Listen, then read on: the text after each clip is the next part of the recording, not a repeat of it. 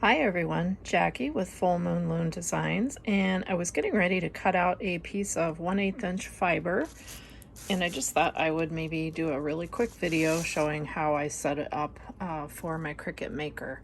So I have put a piece of freezer paper down, and honestly I think you could use any kind of paper.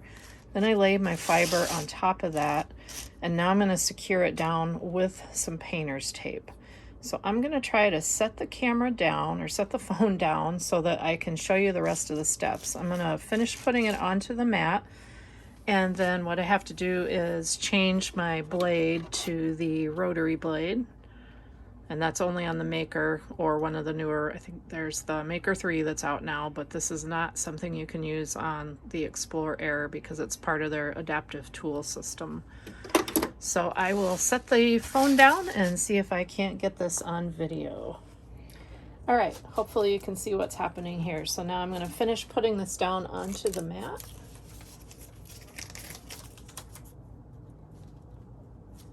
And by the way, on the canvas, or I'm sorry, on the, when you click Make It and go to the screen where you see it on your mat, I've actually centered my design. It just makes it a little easier when I'm taping something down like this.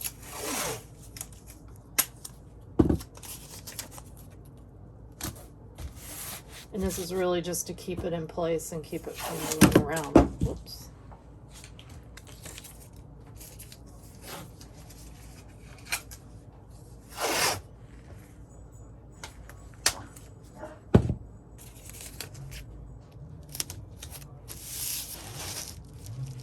All right, so now the mat is loaded up and ready to go in. I need to change my blade.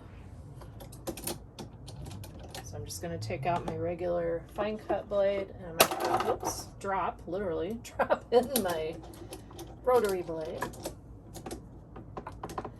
And I'm also going to move the wheels over. Hopefully you can see this from where I've got the phone set up so that this is opened up and doesn't press into the fiber.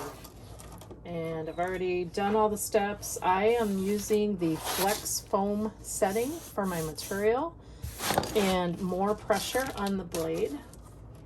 So it's ready to load.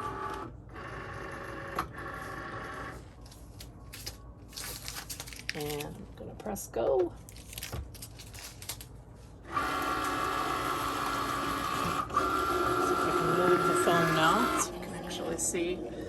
So it's detecting that it has the right tool.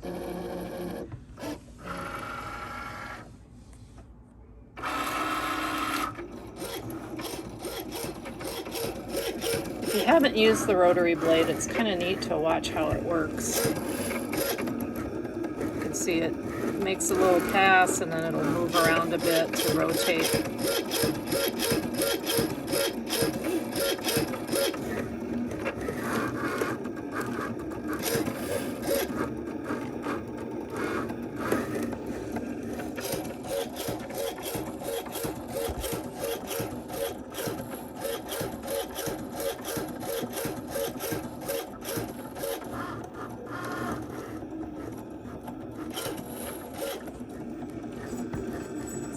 Just lean the phone up here.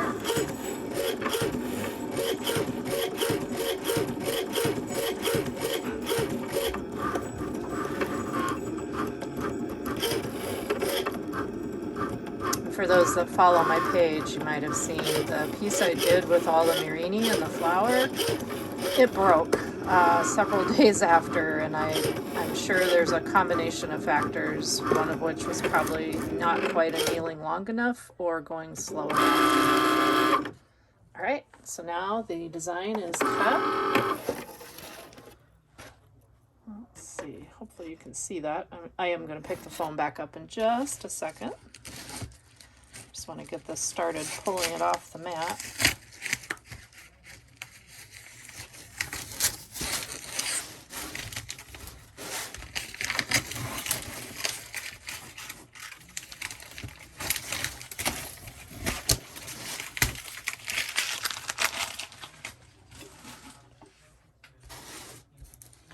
So by using the paper underneath there, my paper's still intact, but the fiber lifts right off. So I'm going to go ahead and pick this back up. So here's my design. It will press right out of there pretty easily. What's nice is I could actually use this cutout to do some, the term is escaping me, kiln carving. I could put that under a piece of glass and have a really cute design cut in there. Here's my piece of fiber that I'm gonna actually put down onto a piece of papyrus on my shelf. I'll probably trim this up a little bit. It doesn't need to be this big. But as you can see, it cut very well. Sometimes it looks a little rougher on this side, but if I flip this over, it's a really clean cut. And let me take this mat out from underneath there just so you can see it a bit better. So there you can see it's a really clean cut. So all I did was I cut a design that wasn't too intricate. I used the flex foam setting with the rotary blade. I used more pressure and I moved the little wheels out on there. And then when I put that fiber down, I put it down on a piece of freezer paper. Again, I don't think it has to be freezer paper. I really think you could use any kind of, just something as a barrier between your fiber and the mat, because otherwise this would stick to the mat really bad. But anyway, I hope this was helpful for those that want to try cutting fiber on their Cricut Maker. Thanks for watching.